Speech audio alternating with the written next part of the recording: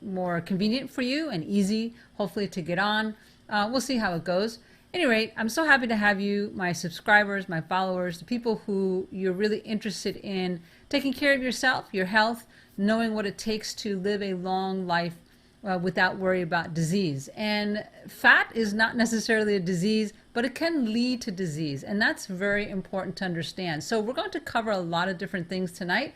So get ready. And as always, at the end, I have a special announcement, something that I'm offering that is a special that's coming up. Love to have you stay on that and find out what that's all about. So in the meantime, let's get into our training for tonight. Studies show that most of us have between 400 to 800 chemical residues stored in our body. Where are they stored? In our fat cells. So of course, no wonder diet plans don't work, because you're concerned about just getting rid of the fat. But looking at it from my perspective, you know, I've been in this for alternative medicine for 35 years, and I have seen many, many diseases come through my clinic, and I still work with people internationally all around with different issues. And when they tell me, hey, I just want to get rid of the fat, I want to get rid of the weight that has come on over the years, I'm like, well, you have to understand that it's really chemicals being stored in that fat. And when you get rid of that, you will get rid of it, but you're also going to feel like $1,000,000. And that's really what I want for you guys. So let's get rid of the belly fat and understand the really big picture about what is belly fat. So first of all, we're going to talk about the 8 tips for controlling sugar cravings, because sugar and all the issues that come with sugar put on weight. We all know that. But then how do you grab a hold of the sugar craving monster, right? Then we're also going to talk about best detox, diet detox menu plan. We're also going to talk about how to get rid of the belly fat.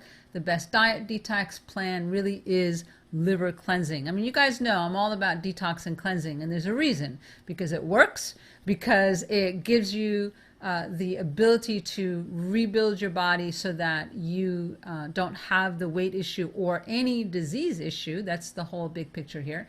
And so the next best thing we're also going to talk about tonight and train you is the colon cleansing. So, you know, I go over this and over this and over this because you need to hear and understand it. And I always come at it from a little bit different angle, so that it gives you a different perspective and a better understanding. Oh, it's all about empowerment, my friends. I want to empower you. And this is all part of the training. And then the last part, we're going to talk about the top herbs and supplements for weight loss. So I always include that in resources for you guys to make sure that you have the understanding of what can you take that would help, and what are the foods, what are the therapies. So we'll get into all that. All right, so let's get into it. First of all, diet actually means habitual nourishment. Habitual nourishment. So nourishment, okay, let's think about this a minute. Nourishment is a sense of being cared for, right? It promotes life and health. You know, you think about children and how we nourish them, okay? And that's really what we're looking at here. It gets you focused on the food as being a part of a support that will help your well-being. Okay, so that change in your mind, that it's a habitual nourishment, gives you a little bit softer tone. It's not like, oh, diet, and then you have all the issues that come up with diet, right?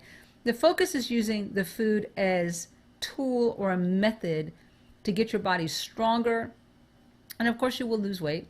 But the word diet is so restrictive, and eating only certain foods, whether it's low fat, low carb, drinking more veggie juice, can cause more harm than good in the long run. So let's change our hat around on this and add more foods that could give your body the tools it needs to lose weight in a healthy way, plus eliminate the big culprit, which is sugar craving. So that's really what we want to get into. Step 1 is the sugar craving solutions. What in the world are you going to do? Well, let's get to the root. Emotional eating is truly a big issue. Okay, so what causes you to start eating, especially sweets? And I really relate to this because I love dark chocolate, always have. Give me a chocolate chip cookie or a dark chocolate bar or anything with dark chocolate. But I noticed that as I was growing up, it was always because I was craving something else. And as an adult and becoming a naturopath and then having my clinic, I saw, oh man, I'm having some other issues here that is causing me to reach for that quick sugar fix. So stress factors that will cause the sugar craving to be worse is going to bed late.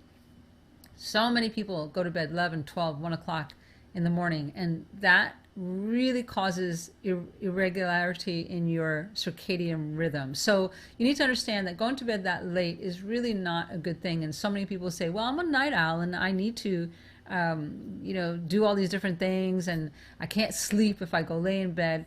Well, I understand that.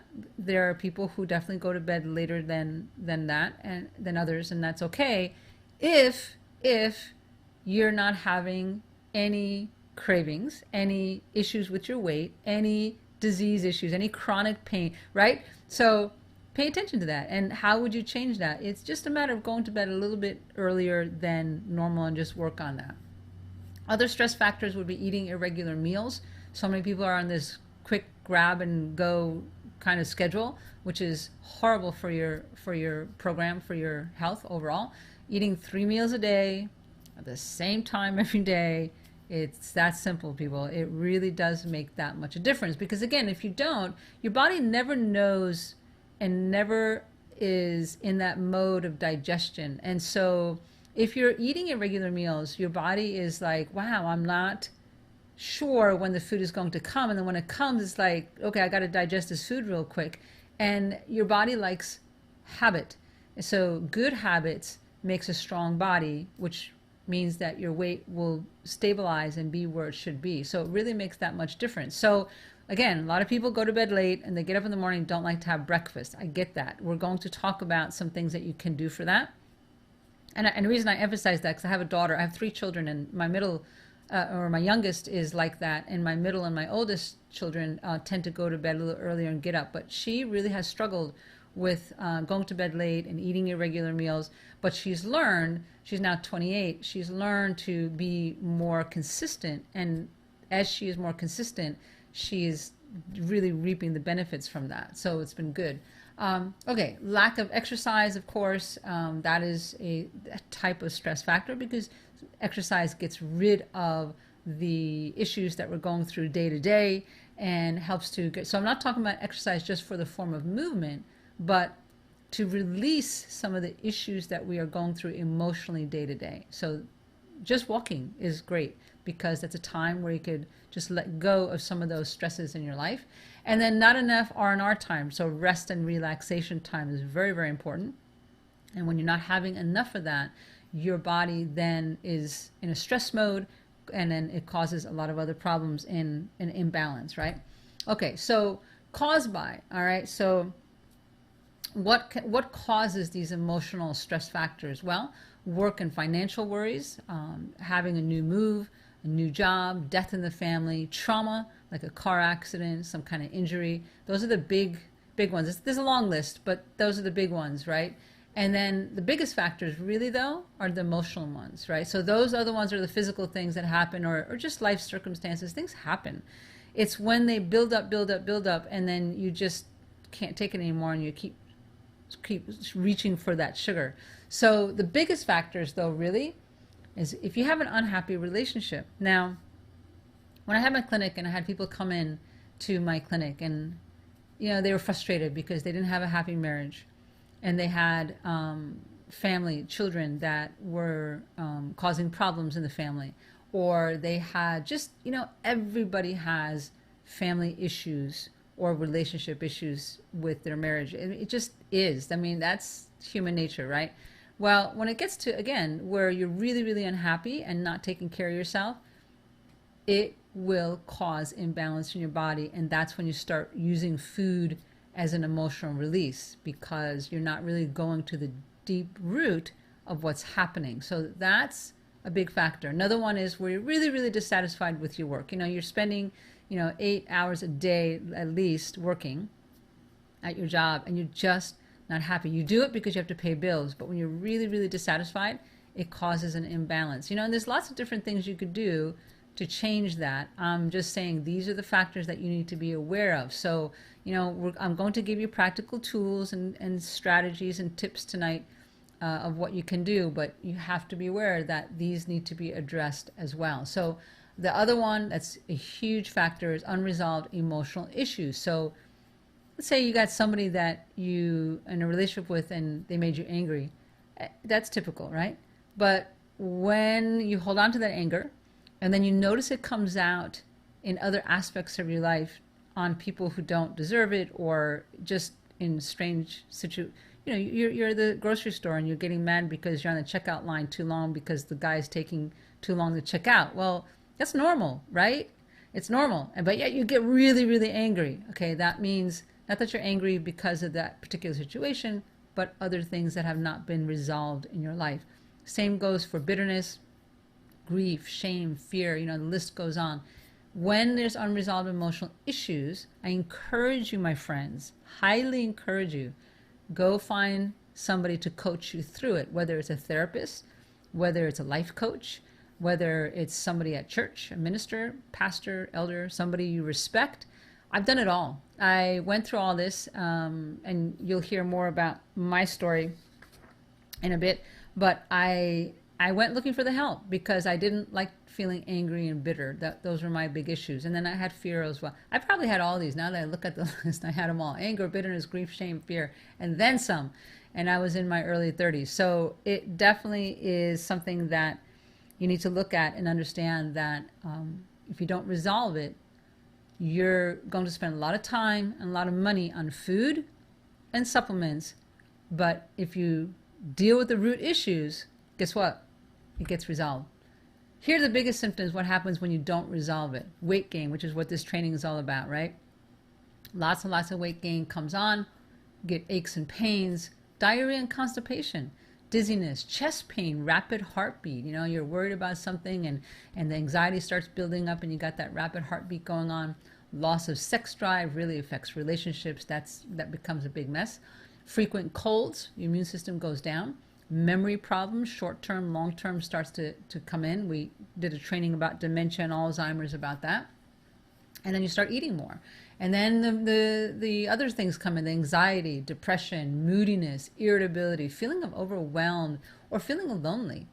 Okay, and then all these things are combined and cause problems in your body, where you're craving the sugar. So it just becomes like a roller coaster. So what in the world do you do?